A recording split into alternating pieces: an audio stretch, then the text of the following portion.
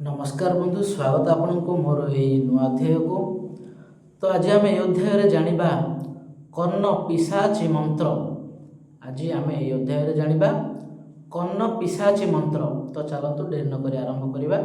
मंत्र ओम ह्रीं श्रीं क्लीं नृं ठं ठं देवपुत्री स्वर्गनिवासिनी सर्व नरनारी मुख वार्ताली वार्ता कथाय सप्त समुद्रांत दर्शय ओम श्रीं क्लीं ह्रीं ठं ठं ह्रं फट स्वाहा।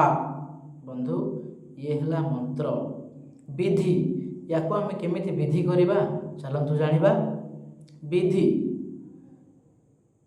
शिमिला कंटा तथा गोटिए बारहा दांत ता उपरे 1,32,000 संख्यारे उक्त मंत्र जप कले मंत्र सिद्धि होइथाए। तत्परे प्रतिदिन 108 थर जप करबाकू हेब। गुण बंधु यार गुण आम चलतु जानिबा। उक्त मंत्र प्रभाव रे कर्ण पिशाचिनी देवी प्रसन्न होई साधक को प्रत्येक प्रश्नर उत्तर तार कानरे कहिदेवे। साधक को त्रिकाल वार्ता तथा समस्त प्रश्नर उत्तर जनाजीव। बंधु जानिले। विद्रा यार विद्रा चलतु जानिबा। उक्त मंत्रर साधक कुंकुम तिलक टीका लगाइबे नाही। बंधु विद्रा उक्त मंत्रर साधक जो साधक ये मंत्र को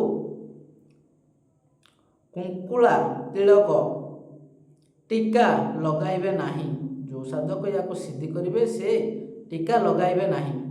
तो बंधु आज आम जानिले कर्ण पिशाची मंत्र। आज एतिकी। तो आगामी अध्याय आम जानिबा किछि नुआ। तो सेई पर्यंत आपण समस्त को नमस्कार।